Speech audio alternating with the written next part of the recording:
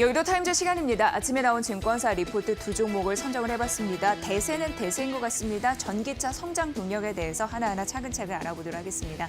자, 먼저 첫 번째는 현대 기아차라고 보시면 됩니다. 10월 유럽 판매 그 수치가 나왔거든요. 그 부분을 잠시 언급해드리도록 할게요. 우선 현대 기아차의 10월 유럽 판매 이 대수가 나왔습니다. 얼마나 잘 팔렸는지 그 부분인데요. 3.9만 대 현대차 그리고 기아차는 4.2만 대 이렇게 나오면서 8.1만 대 합계로 나왔고요. 이 합산 판매 같은 경우에는 전년 동기 대비해서 7% 감소한 그런 양이다. 이렇게 보시면 될 것 같습니다.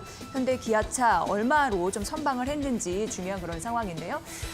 모두 이런 부분을 주목을 하더라고요. 요점은 현대 기아차의 유럽 시장 점유율인데 이게 연간으로 봤을 때 7%를 상회한다. 그리고 앞으로도 이게 지속될 가능성이 있다라고 하면서 긍정적인 흐름들이 나타나주고 있는 상황입니다. 7% 상회 이런 부분 좀 보셔야 될 것 같고요. 자, 그럼 어떤 차종이 많이 잘 팔렸을까에 대한 그런 부분 보면요. 현대차 같은 경우에는 첫 번째가 전기차, 코나가 잘 팔렸기 때문에 이렇게 나타나고 있고요. 두 번째는 투싼입니다. 자, 기아차 보도록 하겠습니다. 기아차 첫 번째 잘 팔린 게 시드입니다. 그리고 두 번째가 전기차인 니로입니다. 그리고 세 번째가 스포티지 이렇게 나타나고 있는데 결국 전기차의 점유율 이런 부분이 판매량 확대 이런 부분으로 이어졌다라고 보여지고 있는 상황이고요. 자, 그렇다면은 브랜드별로 10월에 유럽 판매가 얼마나 잘 됐는지 증가율을 브랜드별로 쭉 나타난 건데요. 우리가 이제 눈여겨봐야 되는 부분은 기아차 그리고 현대차 이렇게 되는데 기아차가 굉장히 선방하고 있는 부분, 피아트 크라이슬러 그 밑으로 이제 있는 상황인데요. 긍정적인데 현대차는 좀 감소한 흐름이 나타났습니다. 기아차가 선방을 하고 있구나라는 부분이고요. 역시 마찬가지로 이쪽에서도 시장 점유율입니다. 이쪽은 이제 판매 증가율이고요. 시장 점유율을 봤을 때도 기아차가 여기 있죠. 플러스권. 그러나 현대 같은 경우에는 마이너스권. 역시나 기아차가 선방을 하고 있다. 이런 가능성 언급이 되고 있습니다. 이게 이제 확인된 부분이고요. 자, 그렇다면은 유럽 시장은 전반적으로 어땠을까 봤더니 이 유럽 시장은요. 전반적으로 이제 쪼그라들었다. 이렇게 나타나고 있는데요. 판매 증가율을 보면 스페인입니다. 그리고 프랑스고요. 독일이고 영국이고 이탈리아인데 이 순으로 쪼그라드는 흐름들이 나타나고 있으니까 이 부분 보셔야 될 것 같아요. 전체적으로 좀 흐린 그런 모습인데요.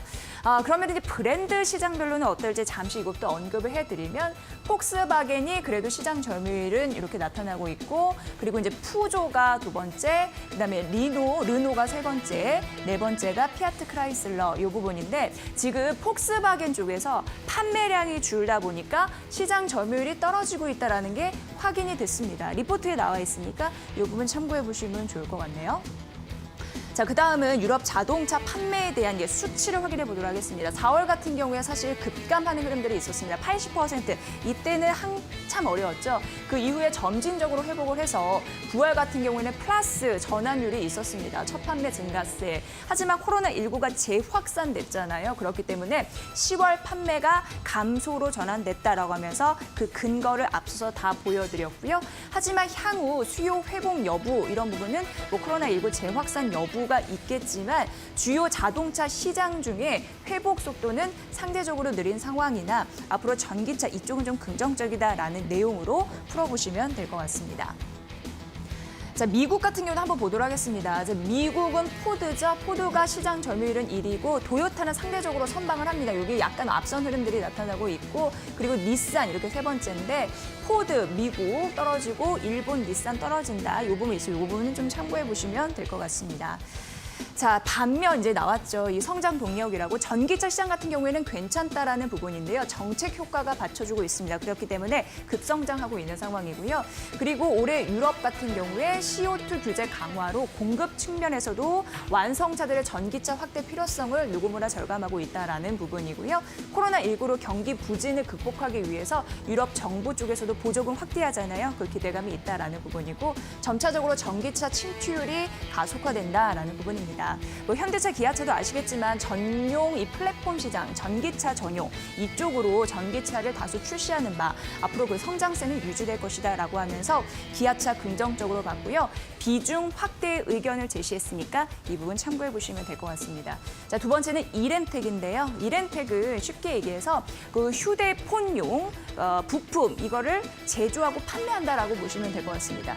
그 매출 비중을 보면은 배터리 팩 있고요. 그리고 케이스, 충전기 이렇게 나눠지고 있는 상황입니다.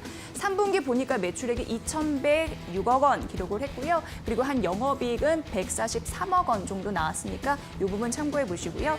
이렌텍은 주요 고객사가 삼성과 그리고 삼성 SDI, 삼성향입니다. 그리고 무엇보다도 그 휴대폰에 들어가는 그 배터리 같은 경우는 소형이잖아요. 소형 매출을 확대하려고 하고 ESS 이런 중대형 시장, 저 배터리 이런 시장에는 진입을 하겠다라는 계획을 이미 밝힌 바 있어 주목이 되고 있는 상황이니까 참고해 보시면 될 것 같네요. 자, 주요 제조사 월별 인도 판매량인데요. 이렌텍 볼 때는 인도가 굉장히 중요합니다. 여기 보시면 인도는 특징이 있는데요. 이륜차가 많이 다닙니다. 그렇기 때문에 이륜차용, 그러니까 모빌리티, 배터리 팩, 이게 신규 성장 동력으로 작용하고 있는 상황이고요. 고객사가 삼성이라고 말씀드렸잖아요. 여기 판매량, 인도 판매량도 늘고 있어서 결국 낙수 효과를 받을 수 있다라는 가능성이고요. 여기 월별 인도 시장의 점유율인데 의미 있는 게 샤오미가 떨어지면서 우리 삼성이 가파르게 올라가면서 역전이 됐습니다. 이 그래프도 중요한 흐름이 될 것 같습니다. 자, 인도 스마트폰 시장이 정상화되면서 이제 삼성향이거든요. 스마트폰 판매가 급격히 증도하면서 인도 내 퍼스트 벤더, 첫 벤더인 이렌텍의 수혜가 예상이 된다라고 얘기하고 있는 상황이고요. 지금 미국 쪽에서 중국 때리기, 하웨이 때리기 하고 있잖아요. 그거와 인도, 중국 간 지금 분쟁 이런 부분으로 이렌텍이 수혜를 받을 수 있다라는 내용이 여기 나와 있습니다. 보시면 될 것 같습니다. 앞으로 점유율 확대를 할 거고 공격적으로 나올 것으로 예상돼서 보셔야 될 것 같고요.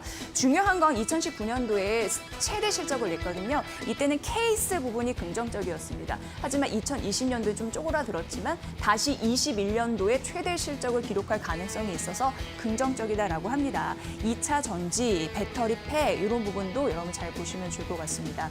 자, 그래서 최대 실적 달성에 대한 기대감이 있는 상황이고요. 플라스틱 케이스 이런 얘기도 나타나고요. 또 2차 전지 배터리 팩, 이 모빌리티 외에 추가로 확대될 가능성이 있다. 그래서 2019년을 상회하는 실적이 나올 것이다라는 긍정적인 모멘텀 함께 보시면 좋을 것 같습니다.